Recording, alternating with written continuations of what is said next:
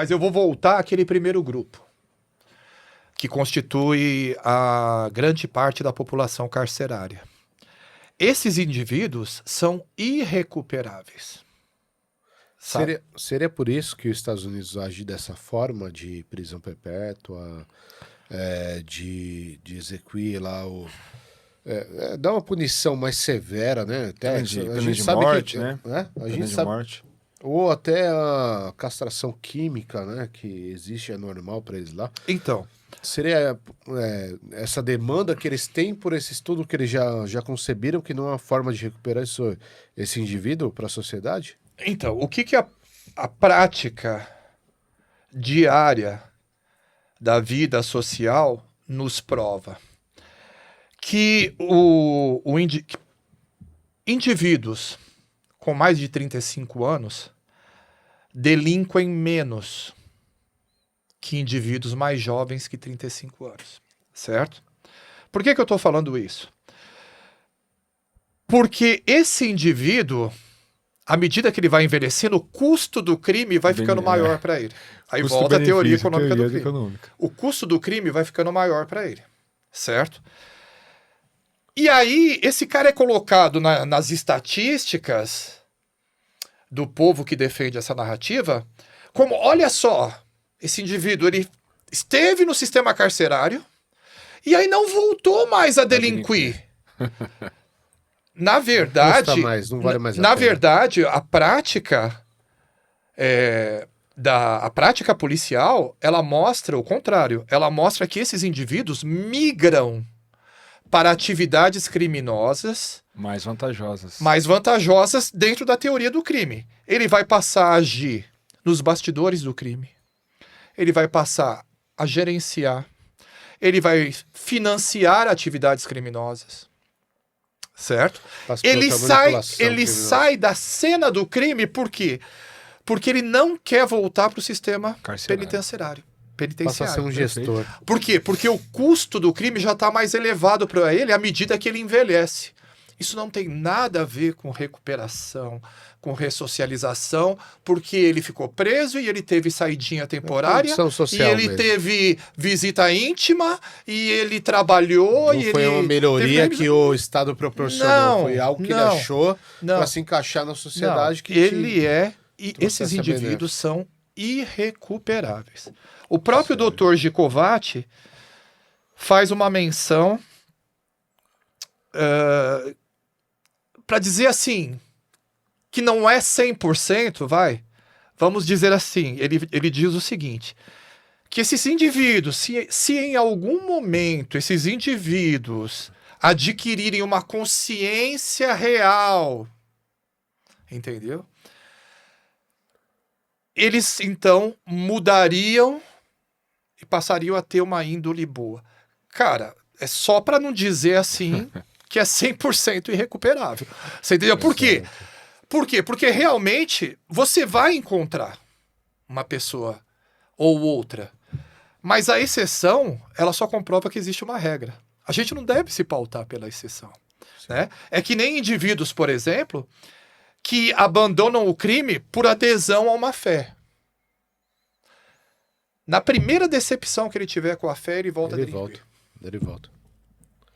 Você entendeu? Então, ele não tinha recuperado. Ele estava sobrevoando ali, ele estava experimentando. É como eu falei, o criminoso sempre é mau caráter. O criminoso sempre é covarde. Quando você conversa, quando você entrevista um criminoso, e você tiver uma boa técnica, certo? Estabelecer ali um vínculo naquela conversa, o que você vai ouvir do criminoso? Ele vai dizer para você o seguinte, a vítima tem que se fuder 2 vezes, porque é otário. Você percebe que existe um ódio voluntário. O cara tá trabalhando 5 horas da manhã no ponto lá contra a vítima. Ele é vacilão. Você entendeu? Otário. Esse cara que pega a tiazinha que tá no ponto de ônibus, a tiazinha do café, que comprou um celular em 24 vezes na Casa Bahia,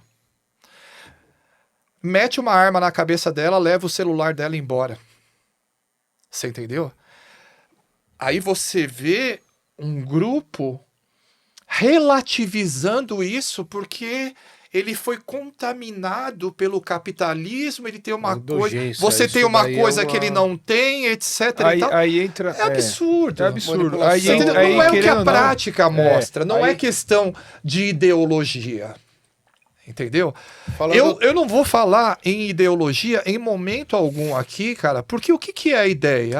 A ideia é um suspiro do seu cérebro. Cara, a gente tem que ver o quê? O fato. Observado, testado, repetido. O que acontece na prática? A ciência empírica. Exatamente. Você entendeu? Não é difícil. Tá aí para todo mundo ver. Agora, se você quiser viajar numa narrativa, entendeu?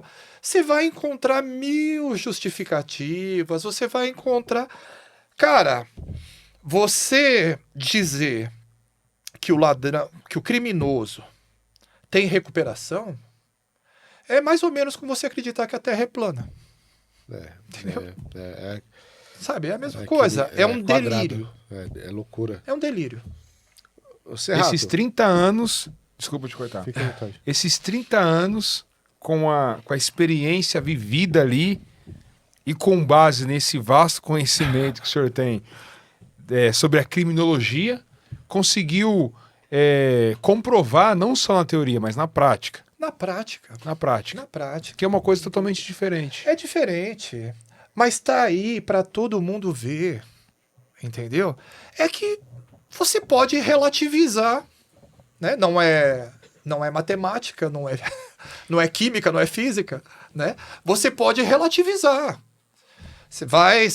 Vão aparecer pessoas que vão querer refutar, vão dizer... Não, mas...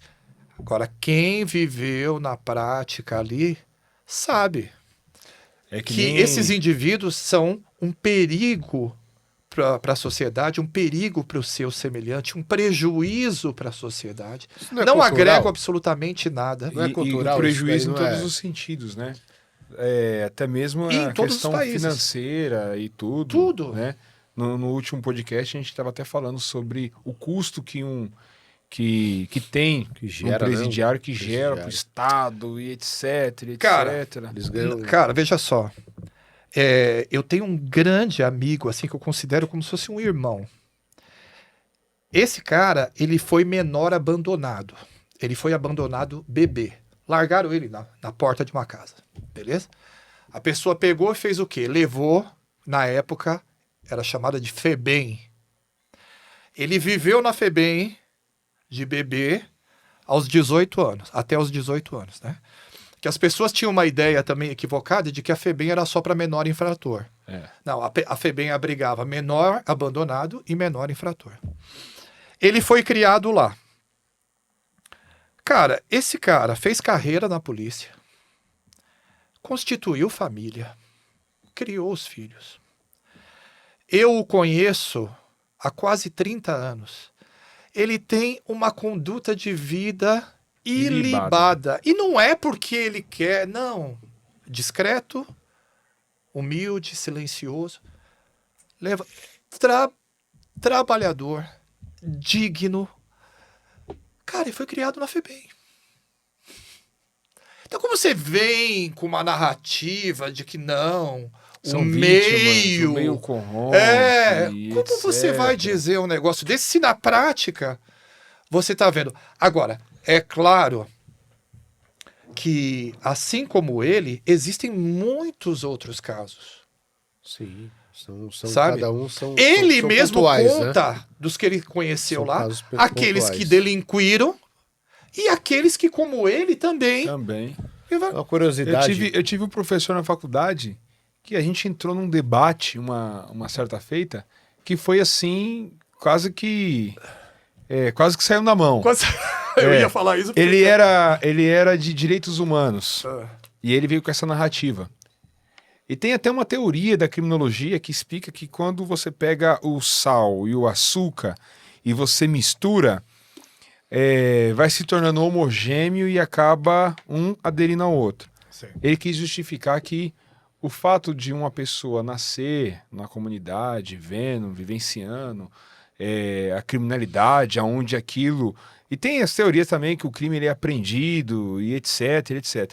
E ele vem com essa teoria, com esse vitimismo, que na verdade o infrator da lei ele também era uma vítima da sociedade por conta do capitalismo e etc. E eu me insurgi, eu falei, o senhor está totalmente equivocado. Como que explica? Eu lembrei dessa história que o senhor falou, dos gêmeos, que teve a mesma educação, a mesma família, morou no mesmo lugar, teve os mesmos Foi criado do mesmo jeito. Nada. Filhos do mesmo pai, mesma mãe. Um delinque e o outro não. Aí a gente entra nesse círculo vicioso que a gente estava falando. Que é justamente a teoria Veja, ninguém aqui está defendendo, pelo menos eu, não, que você tem que decapitar bandido em praça pública, que você tem que pendurar o cara de cabeça para baixo, que você tem que enforcar o cara, você entendeu? Cara, por quê? Porque dentro da nossa realidade social isso nunca vai acontecer. Nunca vai ter pena de morte no Brasil, certo? Estamos na época medieval. Cara, né? Até porque se tivesse, também teríamos erros judiciários. Tem toda essa questão. Mas o que eu quero dizer é que a consciência que a sociedade tem que ter dentro de um fato real é que esses indivíduos têm que ser neutralizados, presos, afastados do convívio social, e a reprimenda tem que ser proporcional. Certo? Por quê? Porque não adianta. Nós estamos aí há décadas com as mesmas ferramentas de ressocialização, etc. e tal, evoluindo cada vez mais, aliás, cada vez mais benefícios ao preso e tal. E não muda, a violência só aumenta. Claro, vão relativizar que não, é porque a ausência do Estado, é porque não investiu em segurança, é porque não sei... Não é. O problema é a reincidência.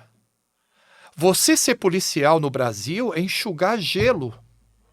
Uma expressão muito usada. Você entendeu? Uma expressão muito usada. Sabe? Ninguém aqui tá dizendo que não tem que ter... Cara, só que é o seguinte, você pegou 8 anos, é 8 anos na tranca. Agora imagina você, criminoso, desculpa de interromper, imagina você, criminoso, nós estamos em 2024. Veja o que é a sociedade hoje. Tecnologia, velocidade da informação, certo? Imagina você com 32 anos, você ser preso e só sair daqui 8 anos. Você vai ter 40 anos de idade. Imagine você saber que você vai passar nos dias de hoje numa sociedade galopante, dinâmica, em constante e acelerado fluxo social. Entendeu? Você imagina o quanto você eleva o custo do crime, o quanto esse criminoso, no começo da nossa conversa, né? Que a gente falou que o criminoso vai olhar a atividade criminal, ele vai observar 3 coisas: lucro, eficácia de resultado e expansão do capital. Todo criminoso. Do batedor de carteira ao ladrão, sei lá, de joalheria, sei lá, o criminoso que for. Ele vai observar, ele deseja o quê? Lucro, eficácia de resultado e expansão do capital. Esse cara vai colocar tudo isso na balança e saber, olha, se der errado, eu vou passar 8 anos na tranca, sem remissão de pena, sem progressão de regime, sem visita íntima, sem saidinha temporária. Mas isso não você eleva o custo do crime.